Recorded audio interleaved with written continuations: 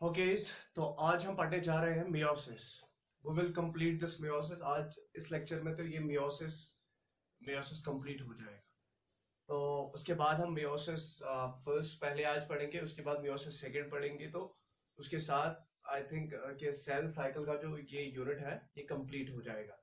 लेकिन मियोसिस के बाद भी मैं इसमें आई थिंक एक लेक्चर में और अपलोड करूंगा जिसमें मैं कुछ एक्स्ट्रा थोड़ा सा आपको कुछ टॉपिक्स बोलूंगा। तो चलिए चलते हैं आज मियोसिस पर। मियोसिस क्या होता है? अब सबको पता है कि मियोसिस क्या है। ये एक सेल डिवीजन है। आज सेल डिवीजन में क्या शुरू है? इस सेल डिवीजन में एक पैरेंटल सेल डिवाइड होके दो डॉटर सेल्स बनाती है, लेकिन दोनों डॉटर सेल्स का जो क्रोमोसोम नंबर होता है वो हैप्लॉइड होता है, हाफ होता है। फॉर एग्जाम्पल, अगर मैंने यहां पर एक ह्यूमन की सेल उठाई है, ह्यूमन की सेल में क्रोमोसोम नंबर कितना होता है? 46 होता है। और जब ये डिवाइड हो जाएगी दो डॉटर सेल्स में तो क्रोमोसोम नंबर हाफ हो जाएगा। तो इसको हम कहते हैं मियोसिस। इसको क्या कहते हैं? मियोसिस। तो अगर मैं डेफिनेशन लिख दूं यहां पर मियोसिस की, मैं लिखूंगा कि it's a type of division, it's a type of division in which a parental cell, जिसमें क्या होती है, एक parental cell divides into two daughter cells having half of chromosome number. Daughter cells having chromosome number half to that of parental cell, half to that of parental cell. तो जिसमें daughter cells का chromosome number half हो जाएगा with respect to the parental cell, तो उस वाले division को हम क्या कहते हैं? मियोसिस कहते हैं। अब देखो, ये मियोसिस जो है, मियोसिस बड़ा ही कॉम्प्लिकेटेड सा प्रोसेस है। इसको मैं रब करता हूं, ये बहुत ही ज्यादा कॉम्प्लिकेटेड है। अभी तक हमने माइटोसिस पढ़ा, बहुत ही ज्यादा सिंपल था, लेकिन मियोसिस उतना ही ज्यादा कॉम्प्लिकेटेड है। जितना माइटोसिस सिंपल था उतना ही कॉम्प्लिकेटेड मियोसिस है। अब मियोसिस जो होता है, मियोसिस दो साइकिल्स में होता है। एक तो पहले होता है मियोसिस फर्स्ट, उसके बाद मियोसिस सेकेंड। देखो ये मियोसिस है। अगर मैं एक स्केच डायग्राम बना दूं मियोसिस की, तो मियोसिस में फॉर एग्जांपल ये एक सेल है, 46 में इसका क्रोमोसोम नंबर रखूंगा। तो जब मियोसिस हो जाएगा तो मियोसिस दो साइकिल्स में होता है। पहले मियोसिस फर्स्ट आ जाएगा, मियोसिस फर्स्ट, या मैं अब मियोसिस फर्स्ट। तो मियोसिस फर्स्ट हो जाएगा, पहला साइकिल, मियोसिस का पहला साइकिल मियोसिस फर्स्ट। तो मियोसिस फर्स्ट में एक पैरेंटल सेल से दो डॉटर सेल्स बन जाएंगी, लेकिन जिनका क्रोमोसोम नंबर क्या रहेगा? हाफ रहेगा, हैप्लॉइड। ठीक है।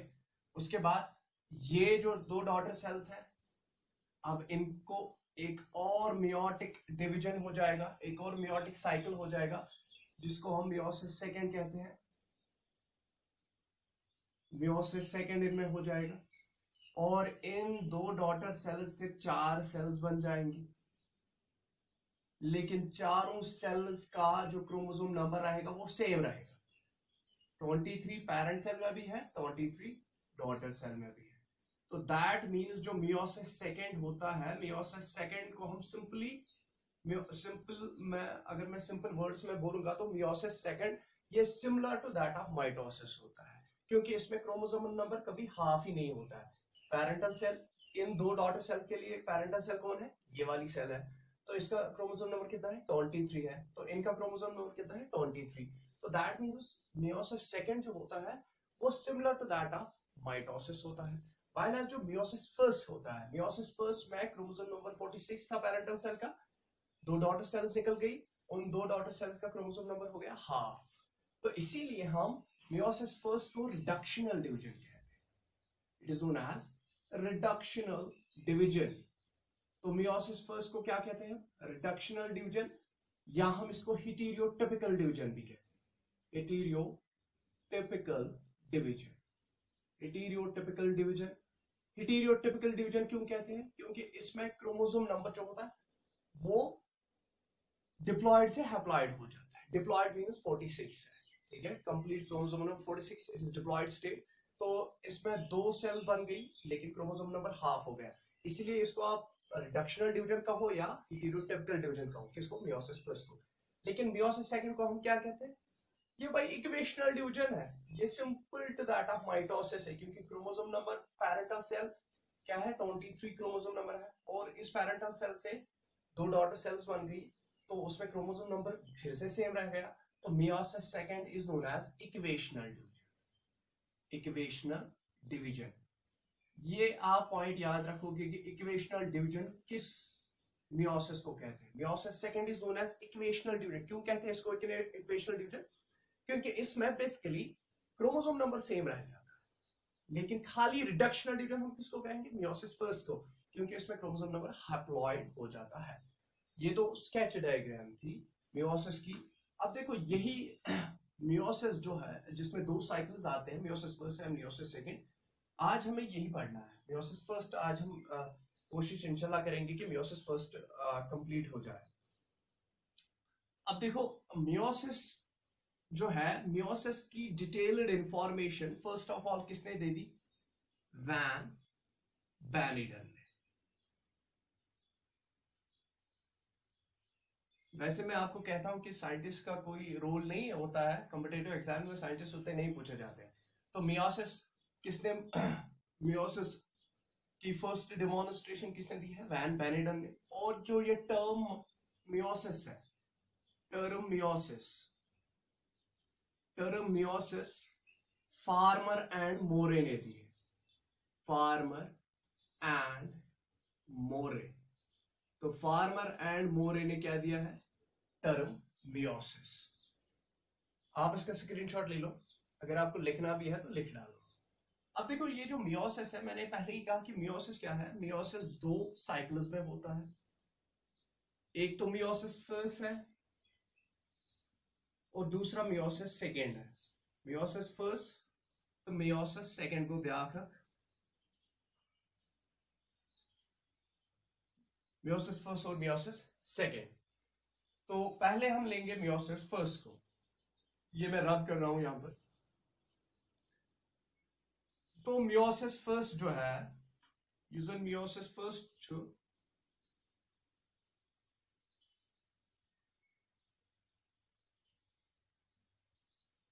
मियोसिस फर्स्ट जो है, अब स्पेलिंग का मुझे शायद आई थिंक स्पेलिंग मेरी गलत है, बट कंसिडर मियोसिस फर्स्ट में भी पहले क्या आता है? इसमें भी पहले इंटरफेज आता है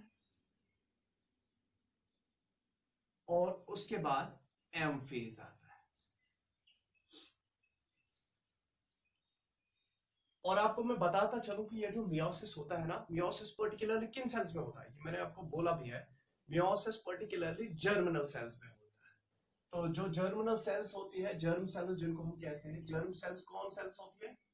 वो सेल्स होती है जहां से एग या जाइगोट बनता है, या एग या स्पर्म बनता है। तो एग और स्पर्म कहां से बनता है? जर्म सेल से बनता है। चाहे वो सुपरमैटोजेनिक सेल हो जो टेस्टीज में पाई जाती है, टेस्टीज की सुपरमैटोजेनिक सेल वो जर्मिनल सेल है, उससे स्पर्म बनते हैं। वाइल एज जो ओव्यूल्स, एग्स जो बनते हैं वो कहां से बनते हैं? जो फॉलिक्यूलर सेल्स जो होती है, या जिसको हम ओगुनिया कहते हैं, ओगुनिया से एग बन जाता है। तो वो दोनों ओगुनिया, चाहे ओगुनिया हो चाहे वो सुपरमैटोजेनिक सेल हो टेस्टीज की, वो जर्मिनल सेल्स है। तो उनमें क्या होता है? मियोसिस होता है। अब देखो मियोसिस में भी इंटरफेज और एमफेज होता है। तो इंटरफेज आपको पता ही है, इंटरफेज आपको बोलने की जरूरत भी नहीं है। इंटरफेज क्या है? इसको हम प्रेपरेशन फेज कहते हैं, प्रेपरेटरी फेज। ये आपको, आपने इसका रट्टा लगा दिया कि भाई interphase is known as preparatory phase, preparatory phase चाहिए। और ये क्या होता है? Longest phase of cell cycle, longest phase होता है ये सेल डिवीजन में, लॉन्गेस्ट फेज ये माना जाता है इंटरफेज। और ह्यूमन सेल्स में कितनी देर चलता है? 23 आवर्स तक ये चलता है। और इंटरफेज जो है इसमें क्या हो जाती है सेल की? Cell grows in size. Cell के कंटेंट जो होते हैं वो सारे ग्रो हो जाते हैं, तो सेल ग्रो हो जाती है इसमें। और ये जो इंटरफेज होता है, इंटरफेज 3 फेजेस में डिवाइड हुआ है, G1 that means gap 1, S और G2 दैट मींस गैप 2। अब जो गैप 1 है, जरा गैप 1 में क्या होता है? गैप 1 जो है ये 11 आवर्स तक चलता है। और गैप 1 फेज में क्या होता है? इसमें प्रोटीन की सिंथेसिस हो जाती है, प्रोटीन सिंथेसिस। अब ये चीजें आपको बस टिप ऑफ द टंग याद होनी चाहिए। प्रोटीन सिंथेसिस में होनी है। और इसमें जीवन में क्या होता है? और जीवन में डुप्लीकेशन होती है किनकी? ऑर्गेनेलीज की। Duplication of most of organelles. तो मोस्ट ऑफ ऑर्गेनेलीज डुप्लीकेट यहां पर हो जाती है G1 फेज में। हो गया भाई ये। अब देखिए, अब हम चलते हैं कहां पर? एस फेज पर। तो एस फेज में क्या होता है? एस फेज को हम क्या कहते हैं? इसको हम सिंथेसिस फेज कहते हैं, सिंथेसिस फेज। और ये एस फेज कब तक चलता है? ये चलता है 8 आवर्स तक ह्यूमन सेल्स में। और सिंथेसिस फेज में क्या होता है? सिंथेसिस फेज में डुप्लीकेशन होती है डीएनए की, या रेप्लिकेशन होती है डीएनए की। रेप्लिकेशन ऑफ डीएनए या duplication of DNA, replication of DNA हो जाती है, ठीक है। और इसके बाद सेंट्रियोल्स क्या हो जाते हैं? एक ऑर्गेनेली होती है सेंट्रियोल, वो सेंट्रियोल्स क्या होते हैं? डुप्लीकेट हो जाते हैं। तो डुप्लीकेशन ऑफ सेंट्रियोल्स कहां पर होती है? सिंथेसिस फेज में हो जाती है। अब देखो यहां पर अब इसके बाद इंटरफेज में क्या आता है? G2 फेज आता है। G2 फेज को हम क्या कहते हैं? इसको हम गैप 2 फेज कहते हैं। अब गैप 2 फेज कितनी देर चलता है ह्यूमन सेल्स में? ये 4 to 5 आवर्स तक चलता है। और गैप 2 फेज में होता क्या है? गैप 2 फेज में माइटोकॉन्ड्रिया और प्लास्टिड्स की डुप्लीकेशन होती है। Mitochondria and plastids duplicate. Plastids मतलब क्लोरोप्लास्ट्स है, वो डुप्लीकेट हो, प्लास्टिड्स डुप्लीकेट, प्लास्टिड्स की डुप्लीकेशन हो जाती है, ठीक है। ये भाई हो गया मियोसिस फर्स्ट का इंटरफेज। क्लियर है? सबको क्लियर है? अगर किसी को स्क्रीनशॉट लेना है वो ले ले, लेकिन मुझे नहीं लगता है कि आपको स्क्रीनशॉट लेने की कोई जरूरत है, क्योंकि आपने ये तो आपको याद हो गया। चलिए जी, अब हम चलते हैं एम फेज पर। एम फेज जो है मियोसिस का M phase of meiosis. M phase आपको पता है 2 पार्ट्स में डिवाइड हो गया है। एम फेज, पहले एम फेज में क्या होता है? एम फेज को हम एक्चुअल डिवीजन फेज कहते हैं। एक्चुअल डिवीजन फेज, इसमें सेल एक्चुअली डिवाइड होती है, इसीलिए हम इसको एक्चुअल डिवीजन फेज कहते हैं। और ये ह्यूमन सेल्स में कितनी देर चलता है? 1 आवर तक ये चल जाता है। और एम फेज जो है, एम फेज के 2 पार्ट्स हैं। पहला वाला पार्ट इसमें है कैरियोकाइनेसिस। कैरियोकाइनेसिस, तो कैरियोकाइनेसिस का मतलब क्या हो गया? Very good, division of nucleus. तो इसमें न्यूक्लियस का डिवीजन हो जाता है। और उसके बाद जो इसका दूसरा पार्ट होता है दैट इज साइटोकाइनेसिस। साइटोकाइनेसिस, तो साइटोकाइनेसिस क्या है? Good, it is division of cytoplasm. तो साइटोप्लाज्म का डिवीजन हो जाता है। अब देखो, ये जो कायरोकाइनेसिस है, कायरोकाइनेसिस फेजेस में होता है। जो डिवीजन ऑफ न्यूक्लियस होता है वो फेजेस में होता है। पहला फेज कौन सा हो गया इसका? प्रोफेज फर्स्ट, क्योंकि हम मियोसिस फर्स्ट पढ़ रहे हैं तो प्रोफेज फर्स्ट आएगा। उसके बाद आता है मेटाफेज फर्स्ट। उसके बाद आता है एनाफेज फर्स्ट, क्योंकि मैंने माइटोसिस पढ़ा है तो ये फेजेस भी आपको आने चाहिए, कौन सा कब होता है। और लास्ट में कौन आता है? टेलोफेज। Telophase first. ठीक है, ये तो क्लियर है। तो चलिए हम स्टार्ट करते हैं karyokinesis with the prophase first. तो एम फेज में हम देखेंगे जो काइरोकाइनेसिस वाला पार्ट है, काइरोकाइनेसिस में प्रोफेज में क्या होता है।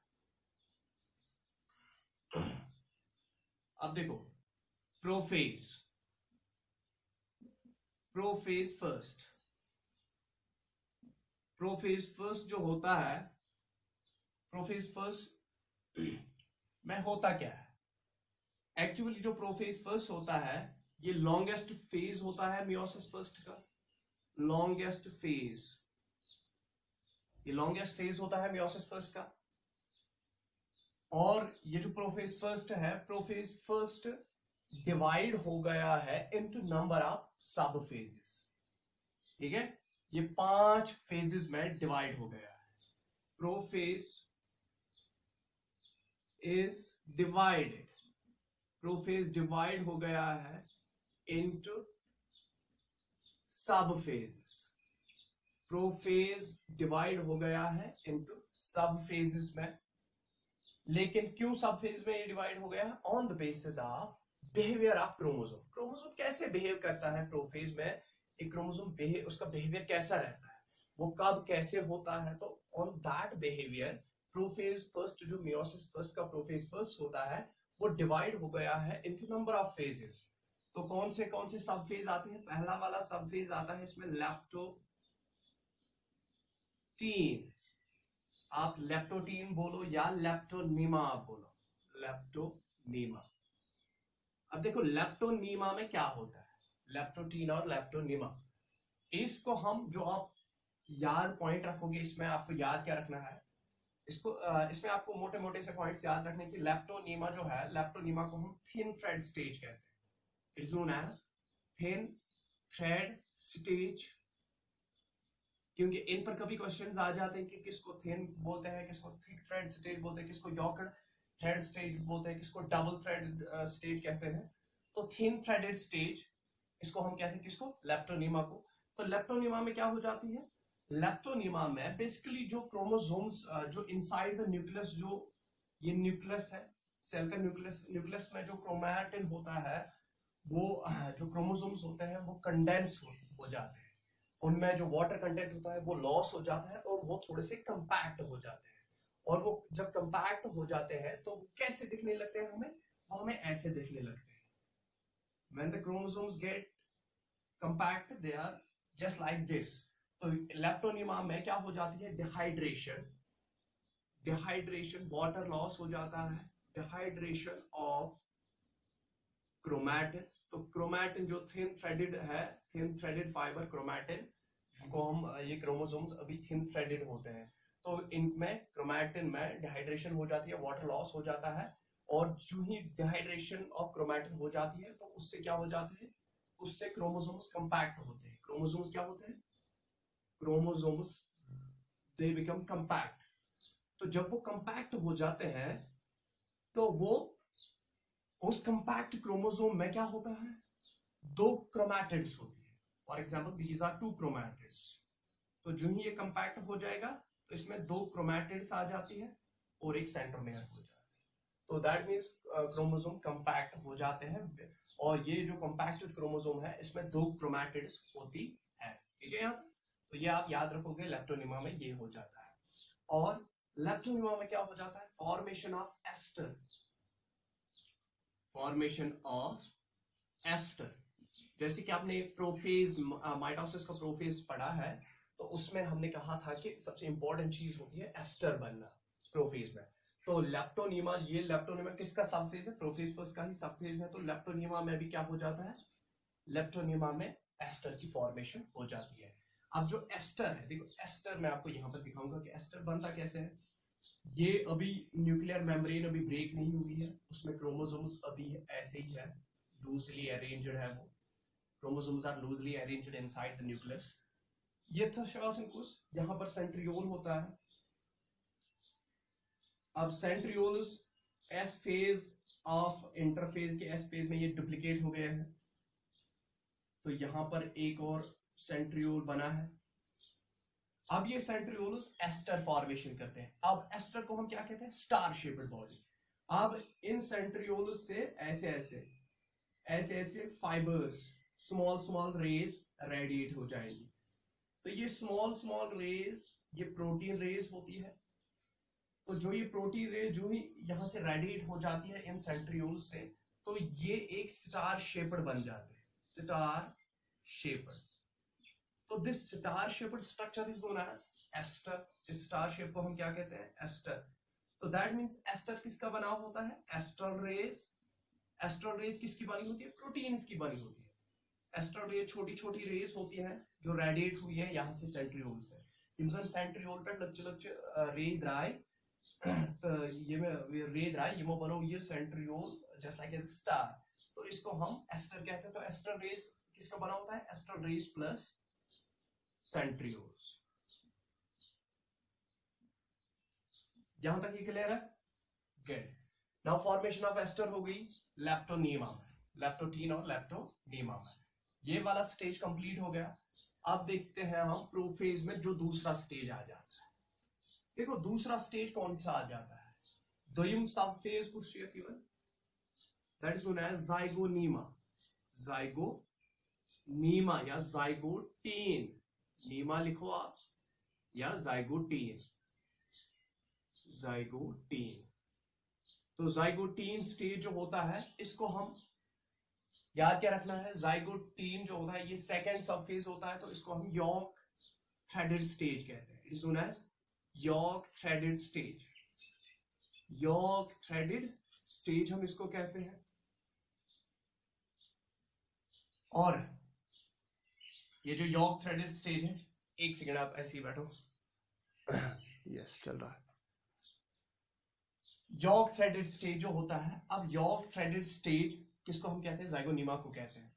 तो इस यॉर्क थ्रेडेड स्टेज में क्या हो जाता है? जो क्रोमोसोम्स है, क्रोमोसोम्स की पेयरिंग हो जाती है। Pairing of homologous chromosomes. जो होमोलॉगस क्रोमोसोम्स होते हैं उनकी पेयरिंग हो जाती है। Pairing of homologous chromosomes. देखो यहां पर मैं क्रोमोसोम बना रहा हूं,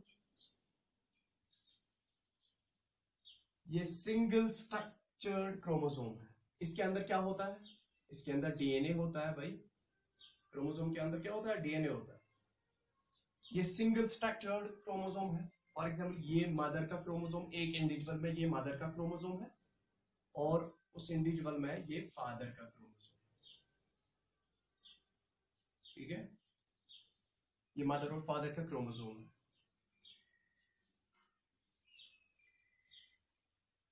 तो यहां पर जो जीन होता है वो यहां पर भी होता है। अगर यहां पर आई कलर का जीन है, यहां पर भी आई कलर का जीन होता है।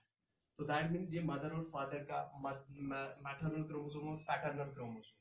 तो ये इनमें जो जीन्स होते हैं वो एक दूसरे से सिमिलर होते हैं। अगर यहाँ पर आई कलर का जीन है, यहाँ पर भी आई कलर का जीन है। यहाँ पर यहाँ नोज या नोज हाइट के लिए, नोज साइज के लिए जीन है, यहाँ पर भी वही है। तो that means these are similar to one another. तो ये जो दो क्रोमोसोम्स हैं इनको हम होमोलॉगस क्रोमोसोम्स कहते हैं। क्या कहते हैं इनको? Homologous chromosomes. तो होमोलॉगस क्रोमोसोम्स ऐसे जब आफ्टर रेप्लिकेशन हो जाती है, तो रेप्लिकेशन में ये सिंगल स्ट्रक्चर्ड क्रोमोसोम क्या करता है? अपनी कॉपी बना देता है, अपनी कॉपी इसने बनाई। तो इसको कहते हैं हम होमोलॉगस क्रोमोसोम। तो ये होमोलॉगस क्रोमोसोम है और इसमें ये डीएनए है। तो आपको पता ही कि डीएनए में अमाउंट ऑफ डीएनए बढ़ जाता है रेप्लिकेशन के दौरान, लेकिन क्रोमोसोम नंबर सेम रहता है। ठीक है, तो ये एक होमोलॉगस क्रोमोसोम है। और ये होमोलॉगस क्रोमोसोम आप किसके साथ मिलेगा? अब देखो दूसरे क्रोमोसोम के साथ मिलेगा, पेयरिंग इनकी हो जाएगी। अब ये स्ट्रक्चर यहां पर मैं बना दूं।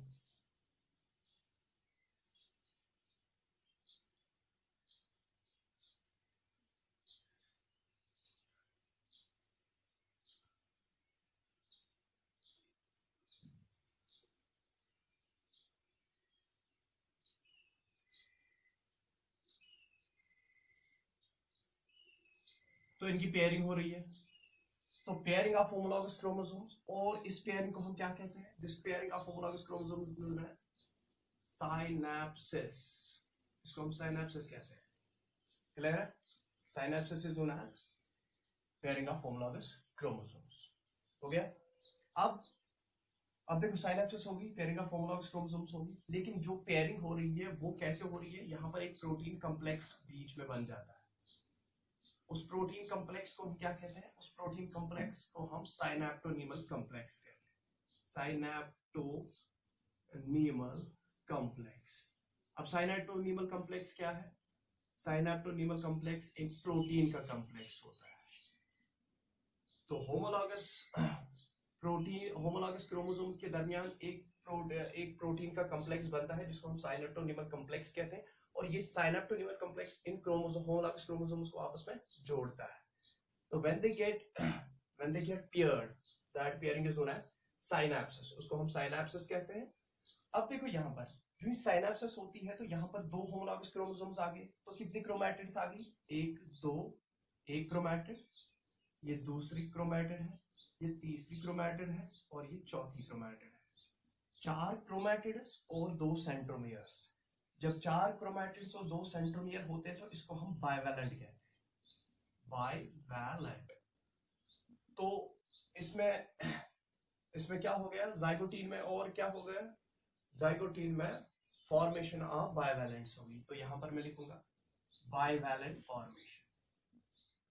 बाइवैलेंट फॉर्मेशन होती है।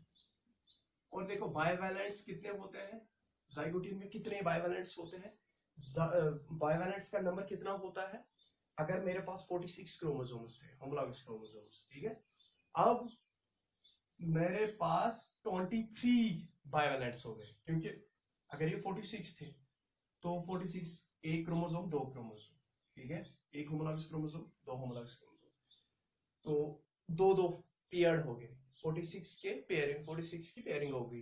दैट मींस 23 पेयर्स मेरे पास आ गए। तो यहाँ पर मेरे पास 23 बाइवैलेंट्स बन गए।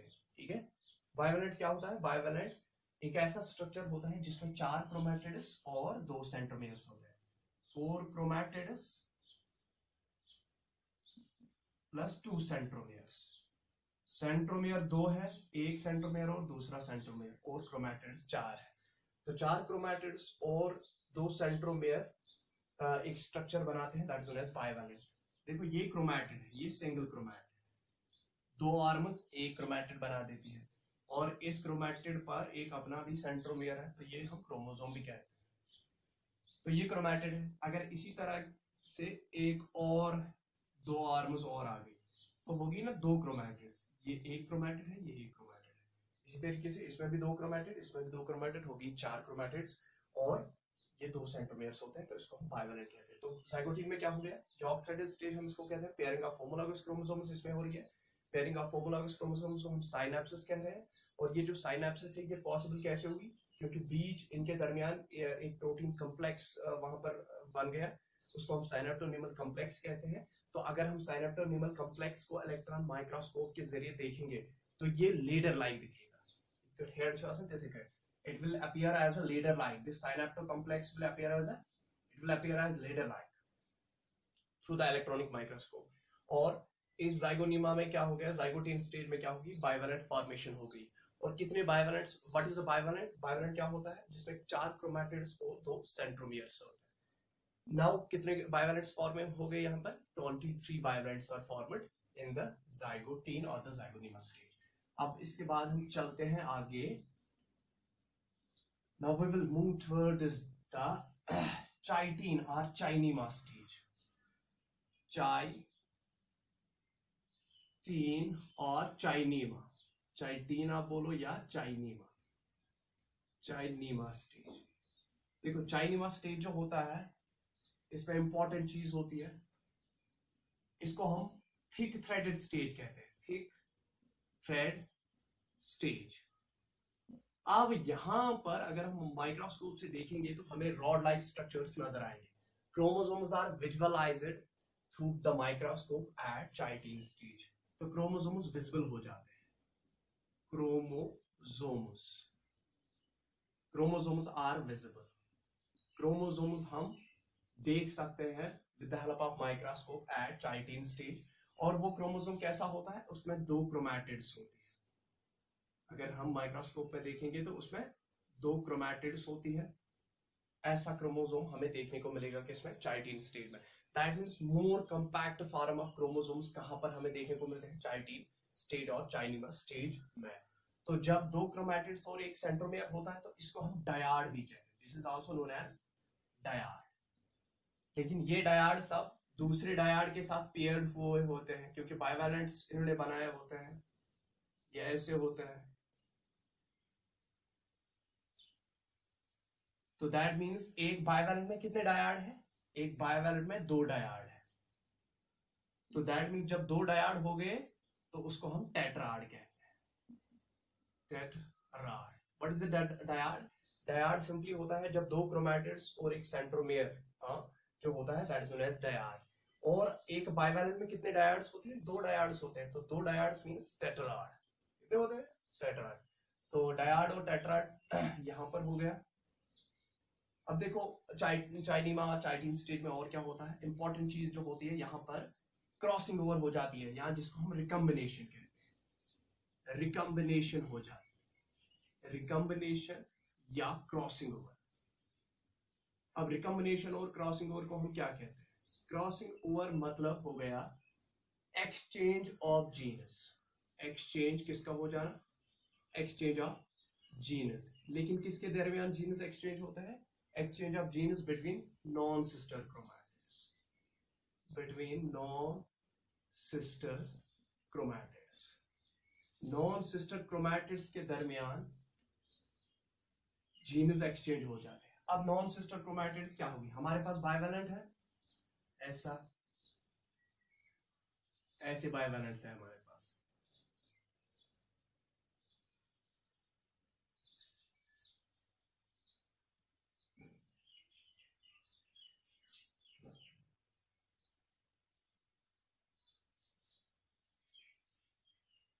ये बाइवैलेंस है हमारे पास।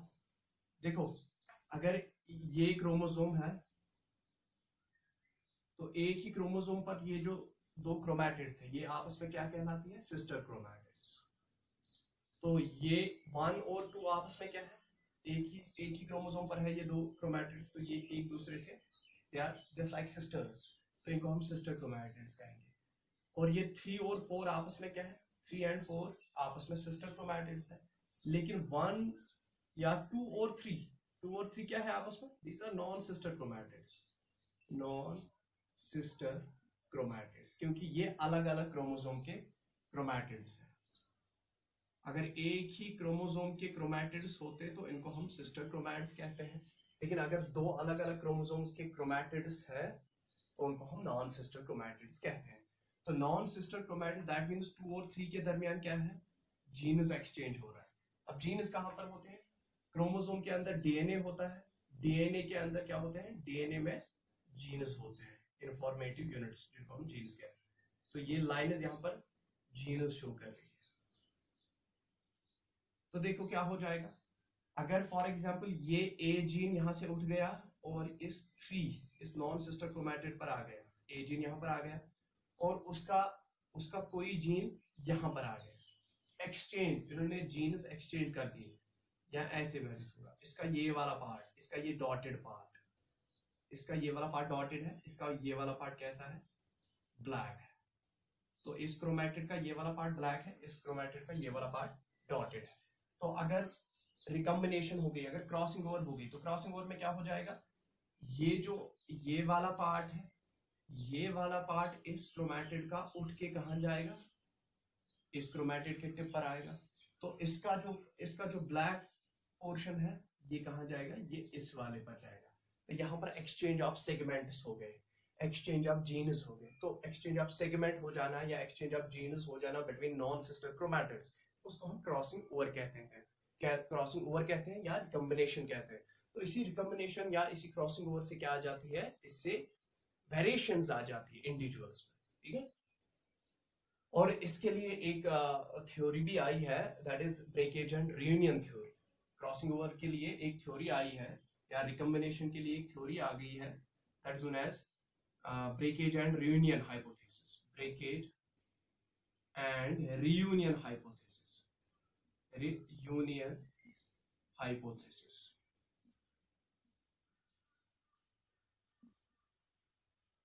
ये किसने दी है? डार्लिंगटन. ये थ्योरी किसने दी? डार्लिंगटन. तो डार्लिंगटन ने एक theory they the, that is breakage and reunion hypothesis. किसके लिए? फॉर द रिकम्बिनेशन और क्रॉसिंग ओवर के लिए. तो उसमें ये सेगमेंट्स एक्सचेंज हो रहे हैं, लेकिन कैसे एक्सचेंज हो रहे हैं? पहले यहाँ पर ये सेगमेंट काट हो जाता है. इसका फॉर एग्जांपल इसका ये सेगमेंट काट हो जाएगा, इसका ये डॉटेड सेगमेंट काट हो गया, ठीक है, और इसका ये जो ब्लैक सेगमेंट था वो कट हो गया, ये ब्लैक सेगमेंट इसका तो कट हो गया.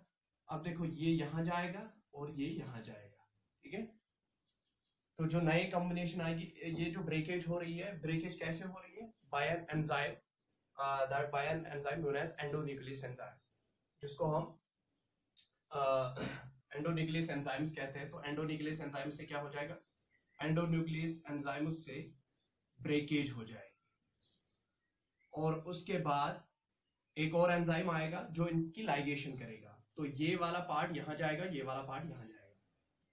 तो यहां पर इस पर अब आ गया ब्लैक वाला पार्ट, ये वाला सेगमेंट, और इस पर आ गया ये डॉटेड सेगमेंट. दैट मींस इसका पार्ट इस पर आ गया, इसका पार्ट इस पर आ गया. तो इसको हम रिकम्बाइंड कहते हैं, रिकम्बिनेशन हम इसको कहते हैं. लेकिन जो ये लाइगेशन, जो सेगमेंट्स को किसने जोड़ा? सेगमेंट्स को जोड़ा लाइगेस, लाइगेस एंजाइम. तो लाइगेस क्या करता है? ये यूनियन करता है, ये ज्वाइनिंग करता है, ये ज्वाइनिंग करता है, ठीक है. तो इसी को हम ब्रेकेज एंड रियूनियन हाइपोथेसिस कहते हैं. अब चलो छोड़ो इसको. अब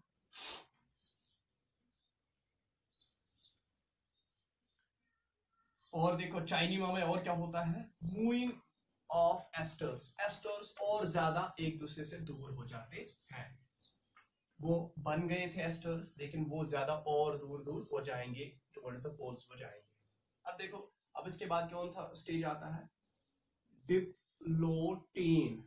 डिप्लोटीन और डिप्लोनीमा स्टेज. डिप्लोनीमा स्टेज. डिप्लोटीन और डिप्लोनीमा स्टेज जो होता है, अब डिप्लोनीमा स्टेज में होता क्या है? तो डिप्लोनीमा या डिप्लोटीन स्टेज में इसको हम पहले क्या कहते हैं? It is known as double thread stage. Double thread stage, इसको हम डबल थ्रेड स्टेज कहते हैं. और इस डबल थ्रेड, आपको ये चीजें आपको याद रखनी है कि डबल थ्रेड स्टेज किसको कहते हैं? डिप्लोनीमा और डिप्लोटीन. अब यहां पर क्या हो जाता है? यहां पर डिसिनाप्सिस होती है. डिसिनाप्सिस, जो अभी तक बाइवैलेंट्स, जो होमोलॉगस क्रोमोसोम्स एक दूसरे से बाइंड हो गए थे, अब वो एक दूसरे से क्या हो जाएंगे? एक दूसरे से सेपरेट हो जाएंगे. अब वो क्यों सेपरेट होते हैं? क्योंकि जो उनके दरमियान जो प्रोटीन कॉम्प्लेक्स था, साइनेप्टोनीमल कॉम्प्लेक्स, वो साइनेप्टोनीमल कॉम्प्लेक्स अब खत्म होता जाता है, ठीक है. वो खत्म, वो डिसॉल्व हो जाएगा. तो धीरे धीरे से वो, लेकिन एकदम से वो सेपरेट नहीं होते हैं, वो धीरे धीरे वो डिसॉल्व हो जाता है. कौन? वो साइनेप्टोनीमल कॉम्प्लेक्स, जिससे डिसिनेप्सिस हो जाती है, जिससे डिस्पेयरिंग हो जाती है. ये पेयर्ड नहीं रहते हैं, ये अब आइसोलेट हो जाते हैं. तो डिसिनेप्सिस ऑकर होती है. डिसिनेप्सिस टेक्स प्लेस इन द डिप्लोनिमा. ये इंपॉर्टेंट पॉइंट है. डिसिनेप्सिस कहां पर होती है? डिप्लोनिमा स्टेज में. तो डिसिनेप्सिस में दिखाऊंगा यहाँ पर. लेकिन जो ये डिसिनेप्सिस हो रही है, ये कंप्लीट नहीं हो जाएंगे, ये कंप्लीटली एक दूसरे से अलग नहीं हो जाएंगे. ये कुछ पॉइंट्स पर ये एक दूसरे के साथ अभी भी अटैच रहेंगे, और उन पॉइंट्स को हम कियासमेटा कहते हैं. Chiasmata means the x shaped points. देखो यहां पर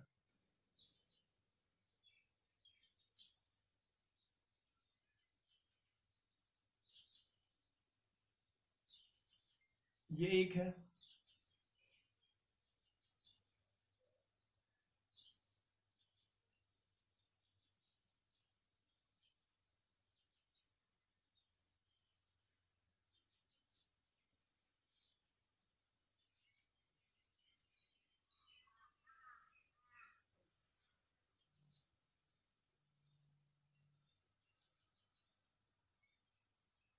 देखो ये अभी भी, अगर इनके बीच जो बॉन्डिंग थी वो दूर दूर, वो साइनेप्टोनीमल कॉम्प्लेक्स डिसॉल्व हो गया.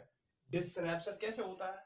डिसिनेप्सिस में जो साइनेप्टोनीमल कॉम्प्लेक्स, साइनेप्टोनीमल नीमल कॉम्प्लेक्स। साइनेप्टोनीमल कॉम्प्लेक्स क्या होता है? प्रोटीन का कॉम्प्लेक्स है। वो प्रोटीन कॉम्प्लेक्स क्या हो जाता है? वो डिसॉल्व हो जाता है। साइनेप्टोनीमल कॉम्प्लेक्स डिसॉल्व्स, और वो जब डिसॉल्व हो जाता है, लेकिन फिर भी ये जो होमोलॉगस क्रोमोसोम्स है ये एक्स शेप्ड पॉइंट्स पर अभी भी एक दूसरे के साथ अटैच है। Now these x shaped point, देखो ये ऐसे एक्स शेप्ड है, ये this is an X shaped point, ये ऐसे है, this is an X shaped point. तो इन एक्स शेप्ड पॉइंट्स को हम क्या कहते हैं? These x shaped points are known as कियास्मेटा।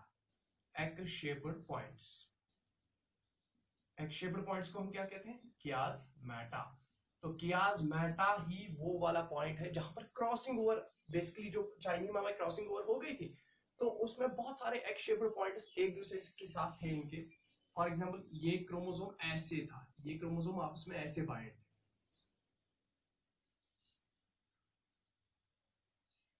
ये फुल्ली एक दूसरे के साथ अटैच्ड थे,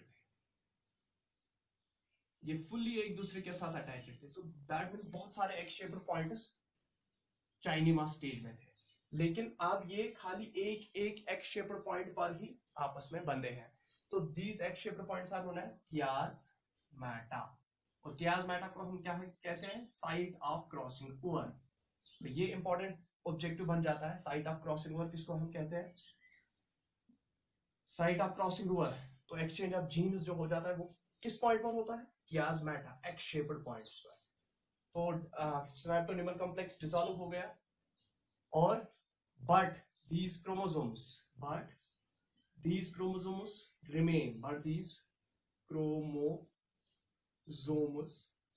remain attached। ये क्रोमोसोम्स कहां पर अटैच रहते हैं फिर भी? but these chromosomes remain attached at X shaped points, attached at X shaped points। तो X shaped points पर ये अटैच रहते हैं, and these X shaped points are known as chiasmata। X shaped points को हम क्या कहते हैं? chiasmata। और यहां पर chiasmata पर क्या होती है? Crossing over, it is the site of crossing over. ठीक है, यहां तक क्लियर है? डिप्लोटीन स्टेज क्लियर है अभी तक? तो डिस्सिनेप्सिस हो गई यहां पर, और इसके बाद क्या हो जाता है? इसके बाद एक और पॉइंट इसमें हम ऐड करेंगे कि डिप्लोनीमा में nuclear membrane starts to break, nuclear membrane break होती है। न्यूक्लियर मेम्ब्रेन जो अभी तक थी क्रोमोसोम्स के बाहर, जो न्यूक्लियर मेम्ब्रेन थी वो ब्रेक हो गई है। तो nuclear membrane starts to break, जैसे कि प्रोफेज माइटोसिस के प्रोफेज में होता था, उसी तरीके से डिप्लोनीमा ये भी प्रोफेज का ही सबफेज है। तो डिप्लोनीमा में न्यूक्लियर मेम्ब्रेन ब्रेक हो जाती है और न्यूक्लियोलस डिसअपीयर होता है, न्यूक्लियोलस डिसअपीयर होता है। ठीक है, यहां तक ये क्लियर है? नाउ जो ये साइनेप्टोनीमल कॉम्प्लेक्स डिसॉल्व हो गया, और जो ये प्रोटीन कॉम्प्लेक्स अब खत्म होने हो गया है, बहुत कम हो गया है, साइनेप्टोनीमल कॉम्प्लेक्स बहुत ज्यादा कम हो गया है, तो उसकी वजह से ये जो क्रोमोसोम्स है ये आपस में क्या हो गए हैं? सेपरेट होने लगे। लेकिन फिर भी ये एट सम पॉइंट्स आपस में बाइंड है, and those points are x shaped points and known as chiasmata. उनको हम कियास्मेटा कहते हैं। ठीक है, और ये कियास्मेटा क्या हो जाते हैं? ये कियास्मेटा अब धीरे धीरे अगर ये मिडल पर बाइंड थे, अब ये एंड्स पर पहुंच जाते हैं, एक्स शेप्ड पॉइंट्स पर एंड्स पर पहुंच जाते हैं। तो इस प्रोसेस को हम टर्मिनलाइजेशन कहते हैं। क्या कहते हैं इसको? टर्मिनलाइजेशन। तो टर्मिनलाइजेशन स्टार्ट यहीं पर होती है, दैट मींस ये सेपरेट ये क्रोमोसोम्स टोटली सेपरेट होना, दैट इज कंप्लीट टर्मिनलाइजेशन। तो कंप्लीट टर्मिनलाइजेशन पर ये एट द टेलोमर्स फिर बाइंड रहते हैं। ये तो डिप्लोटीन स्टेज हो गया आपका कंप्लीट, और डिप्लोटीन स्टेज ही सबसे लंबा स्टेज होता है प्रोफेज में। Diplotene is the longest phase in prophase first. अब इसके बाद जो लास्ट स्टेज इसका आता है, that is known as diakinesis. तो डाइकाइनेसिस प्रोफेज फर्स्ट का लास्ट फेज है।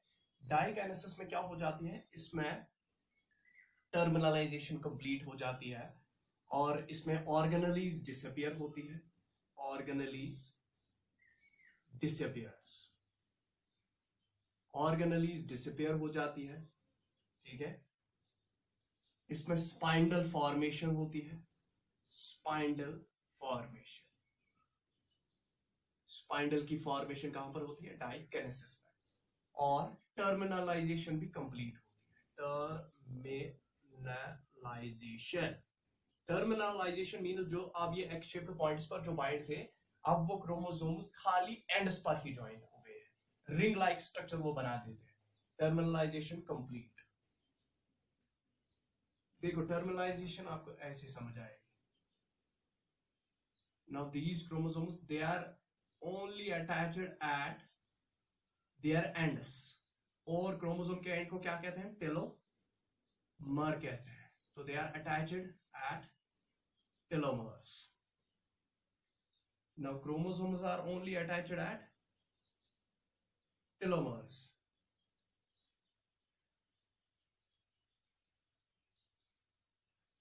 तो यहां पर एक रिंग लाइक स्ट्रक्चर बन जाता है। अब उतना मैंने नहीं बना दिया रिंग लाइक, ये थोड़ा सा गोल सा बनाना है ऐसे।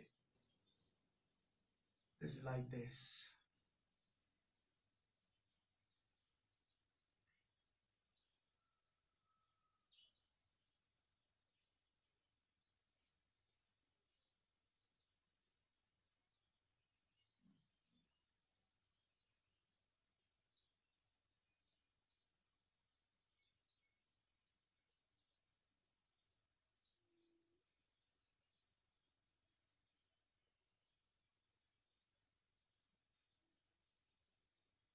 तो रिंग लाइक स्ट्रक्चर बन जाता है। दिस रिंग लाइक स्ट्रक्चर, हाँ रिंग लाइक स्ट्रक्चर कैसे बन गया? अब ये खाली एंड्स पर ही ज्वाइंटेड है, and these ends of the chromosomes are known as telomeres. Ends of chromosomes are known as telomeres, और ये अब टेलोमर्स पर ही बाइंड है। दैट मींस टर्मिनलाइजेशन जो अभी तक यहाँ पर एक शेप्ड पॉइंट था, वो हटके अब एंड्स पर पहुंच गए हैं। This is known as terminalisation complete हो गई है। ये तो डाइकाइनेसिस कंप्लीट है मियोसिस फर्स्ट का। अब इसके बाद हम चलते हैं नाउ मेटाफेज। अब तो ये इजी हो गया है, नाउ इट इज इजी। अब मेटाफेज में क्या हो जाता है? मेटाफेज में देखो अब क्या हो जाएगा। नाउ मेटाफेज पर, मेटाफेज फर्स्ट में ये जो सारे ये क्रोमोसोम्स है, होमोलॉगस क्रोमोसोम्स, ये अलाइन हो जाते हैं एट द इक्वेटर। मेटाफेज ये 10 मिनट्स तक चलता है, और यहां पर क्या होता है? Chromosomes align at equator. Chromosomes align at equator, equator of spindle, equator of spindle, क्योंकि स्पाइंडल तो बन गया है डाइकाइनेसिस में, और ये अब उस इक्वेटर के, उस स्पाइंडल के इक्वेटर पर अलाइन हो जाते हैं। Chromosomes align eight the equator of the spindle. Equator of the spindle को दूसरा नाम क्या है? Metaphase plate. मेटाफेज पलेट भी हम उसको कहते हैं। अब देखो कैसे। This is an aster, aster से माइक्रोट्यूब्यूल्स निकल जाएंगी, these fibers, और यहां पर ये क्रोमोसोम्स अलाइन हो जाएंगे, जो अभी एंड्स पर खाली बाइंड है। ये क्रोमोसोम्स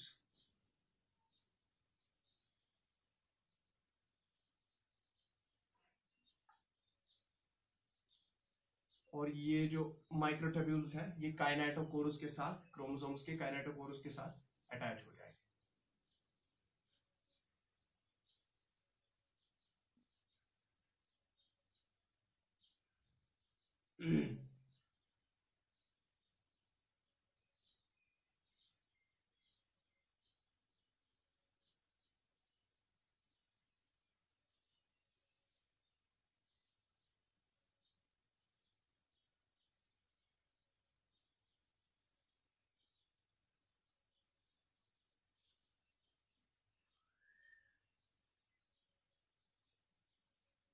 तो ऐसे, तो they will align eight the equator. Equator means centre of the spindle. तो सेंटर ऑफ द स्पाइंडल पर ये अलाइन हो जाएंगे।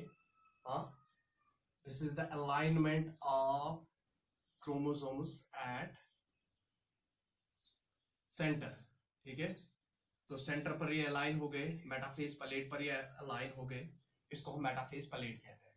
तो मेटाफेज फर्स्ट में क्या होता है, chromosomes align eight the equator of the spinal, और हर जो क्रोमोसोम है, हर कोई क्रोमोसोम हर कोई क्रोमोसोम अटैच होता है with the microtubule, that means spinal fibres. और स्पाइनल फाइबर्स कहां पर अटैच हो जाते हैं, सेंट्रोमियर के काइनेटोकोर्स पर। तो यहाँ पर भी काइनेटोकोर है, उसके साथ ये माइक्रोट्यूब्यूल या स्पाइनल फाइबर अटैच हो गया। ठीक है, यहाँ तक कंप्लीट है। ये तो मेटाफेज में आपको ये पॉइंट याद रखना है कि मेटाफेज में क्रोमोसोम्स अलाइन हो जाते हैं at the equator of the spine. This is the only point you have to remember. अब देखो क्या हो जाएगा, now there will be anaphase. Anaphase में क्या हो जाएगा, एनाफेज फर्स्ट 2 से 3 मिनट का होता है। और एनाफेज में क्या हो जाता है, यहां पर सेपरेशन ऑफ होमोलॉगस क्रोमोसोम्स होती है, separation of homologous chromosomes. Mitosis की तरह स्प्लिटिंग ऑफ सेंट्रोमियर नहीं हो रही है, separation of homologous chromosomes separate हो रहे हैं। Separation of homologous chromosomes, for example ये ऐसे थे अभी,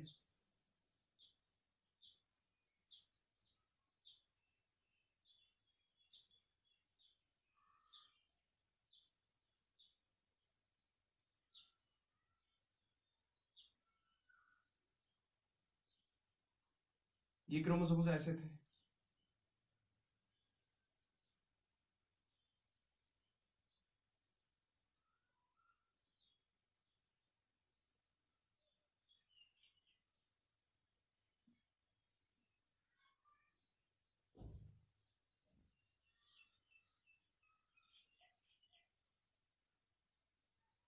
ये क्रोमोसोम्स अब सेपरेट हो जाएंगे। देखो सेपरेट कैसे हो जाएंगे, तो दैट मींस ये अब एंड्स पर भी क्या हो जाएंगे, ये एंड्स पर भी एक दूसरे के साथ सेपरेट हो जाएंगे, क्योंकि ये जो माइक्रोट्यूब्यूल है इसमें डिपॉलीमराइजेशन हो जाएगी, ये इसकी लेंथ शॉर्ट हो जाएगी और ये इसको यहाँ की तरफ खींचेगा और ये वाला माइक्रोट्यूब्यूल इसको यहाँ की तरफ खींचेगा।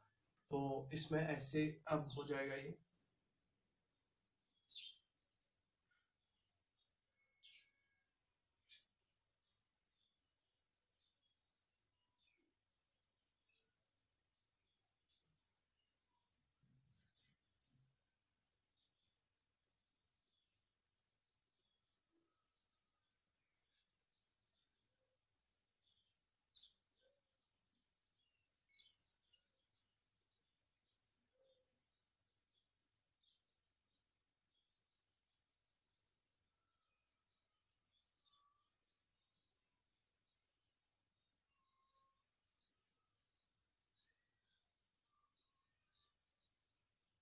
And they will move their respective poles, respective asters तक ये पहुंच जाएंगे। ठीक है, तो इससे क्या हो गया, इससे अभी तक मेरे पास कितने थे, 23 ये प्योर बाइवैलेंट्स थे, लेकिन अब क्या हो जाएगा यहाँ पर ये बाइवैलेंट्स देखो, अब 23 क्रोमोसोम्स यहाँ चले गए, 23 यहाँ चले गए। हाँ, आगे ना इसमें भी अब 23 आ जाएंगे, इसमें भी 23 आ जाएंगे, क्योंकि मेरे पास 46 थे, 46 ने 23 बाइवैलेंट्स बना दिए, और 23 बाइवैलेंट जो है अब उसमें जो दो ये थे, ये 23 यहाँ जाएंगे, 23 वहां जाएंगे। ठीक है, तो इसमें हाफ क्रोमोसोम नंबर हैप्लॉइड हो जाएगा। तो separation of homologous chromosomes and these chromosomes will move towards their respective poles in V or J shape. They will move in J or V shape. Move in J or V shape towards their respective poles. Towards respective poles. तो ये यहाँ की तरफ जाएंगे, ये यहाँ की तरफ जाएंगे। ठीक है, अब इसके बाद कौन सा फेज आता है, एनाफेज के बाद? एनाफेज के बाद अब आता है दैट इज टेलियोफेज, लास्ट वाला phase. Telophase first, telophase first is opposite to that of ये prophase, it is opposite to prophase. Prophase first का अपोजिट है, it is opposite to prophase first. तो इसमें क्या हो जाएगा, न्यूक्लियर मेम्ब्रेन अपीयर हो जाएगी, न्यूक्लियर मेम्ब्रेन फॉर्म्स। कहां से न्यूक्लियर मेम्ब्रेन बनेगी, एंडोप्लाज्मिक रेटिकुलम से, और इसमें न्यूक्लियोलस भी आएगा, nucleolus formation. Nucleolus forms, nucleolus कहां से फॉर्म हो जाएगा, वो NOR region of chromosome, NOR region से फॉर्म हो जाएगा। आपको ये पॉइंट्स आपको याद रखने हैं, NOR रीजन से क्या बनता है न्यूक्लियोलस। और यहां पर क्या हो जाएगा, स्पाइंडल जो है स्पाइंडल डिसॉल्व हो जाएगा, स्पाइंडल डिसॉल्व हो जाएगा, ठीक है। ये चीजें किस में होती है, टेलोफेज में। और यहाँ पर जो है, यहाँ पर थोड़ी बहुत जो डिकंडेंसेशन, यहाँ पर जो हाइड्रेशन थोड़ी बहुत इनकी हो जाएगी, क्रोमोसोम्स की हो जाएगी, लेकिन उतनी ज्यादा हाइड्रेशन नहीं होगी, क्योंकि इसके बाद मियोसिस सेकंड भी होना है, तो वो उतना ज्यादा लूज नहीं हो जाएंगे क्रोमोसोम्स। ये तो टेलोफेज था, टेलोफेज फर्स्ट।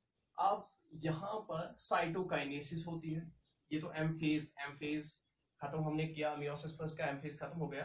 अब है एम फेज के बाद क्या आता है, कैरोकाइनेसिस के बाद एम फेज में कैरोकाइनेसिस हमने खत्म कर दी, अब है साइटोकाइनेसिस। तो साइटोकाइनेसिस इजी है, साइटोकाइनेसिस जो है वो मेटाफेज फर्स्ट से ही स्टार्ट होती है, डिवीजन ऑफ साइटोप्लाज्म हम इसको कहते हैं। और उस तरीके में जो सेल है, सेल अब ऐसे हो जाती है, सेल ऐसे बन जाती है, ठीक है। यहां पर ये क्रोमोसोम्स इस वाली साइड आ गए हैं, for example these are the chromosomes, ये क्रोमोसोम्स इस वाली साइड आ गए, आधे क्रोमोसोम्स 23 क्रोमोसोम्स यहां आ गए, और 23 क्रोमोसोम्स यहां आ गए। ये न्यूक्लियर मेम्ब्रेन है, वो भी डेवलप हो गई है टेलोफेज में। अब देखो ये जो प्लाज्मा मेम्ब्रेन है, प्लाज्मा मेम्ब्रेन ने क्या किया, इसने डिप्रेशन क्रिएट किया। लेकिन डिप्रेशन क्रिएट कैसे होता है, पहले स्पाइंडल के मेटाफेज में स्पाइंडल के इक्वेटर पर एक डेंस बॉडी बन जाती है, मिडल बॉडी जिसको हम कहते हैं, इसको हम मिड बॉडी कहते हैं, मिडल बॉडी डेवलप हो जाती है। वो मिडल बॉडी किसकी बनी होती है, साइटोप्लाज्म की बनी होती है। और उसके बाद एनाफेज में ये जो प्लाज्मा मेम्ब्रेन है ये कंस्ट्रिक्ट हो जाती है। और जब ये कंस्ट्रिक्ट हो जाती है, क्यों कंस्ट्रिक्ट हो जाती है, क्योंकि इसमें जो माइक्रोफिलामेंट्स जो साइटोप्लाज्म में होते हैं वो कंट्रैक्ट हो जाते हैं, जिसकी वजह से प्लाज्मा मेम्ब्रेन कंट्रैक्ट हो जाती है। और जो ही प्लाज्मा मेम्ब्रेन कंट्रैक्ट हो जाती है तो यहाँ पर एक डिप्रेशन बन जाता है, this depression is known as furrow. और ये फरो फिर टेलोफेज तक ये फरो बहुत ज्यादा डीप होने लगता है। This furrow will become deeper and deeper and it will lead to the separation of two cells। और यहाँ पर फिर एक सेल यहाँ बन जाएगी, एक सेल यहाँ बन जाएगी। तो फरो फॉर्मेशन जो साइटोकाइनेसिस हो रही है बाय फरो फॉर्मेशन से होती है एनिमल सेल्स। प्लांट सेल्स में सेल प्लेट बन जाता है, एक कंप्लीट पार्टीशन बन जाता है। बाय फरो फॉर्मेशन साइटोकाइनेसिस हो जाती है, पहले मिडल बॉडी बन जाती है, उसके बाद प्लाज्मा मेम्ब्रेन कंस्ट्रिक्ट होती है और दो सेल्स बन जाती है। And this was all about the meiosis first. ये मियोसिस फर्स्ट कंप्लीट है, टोटल कंप्लीट है। एंड इंशाल्लाह I will upload the another lecture on this meiosis second, और उसके बाद एक और लेक्चर आएगा जिसमें कुछ एक्स्ट्रा टॉपिक्स होंगे।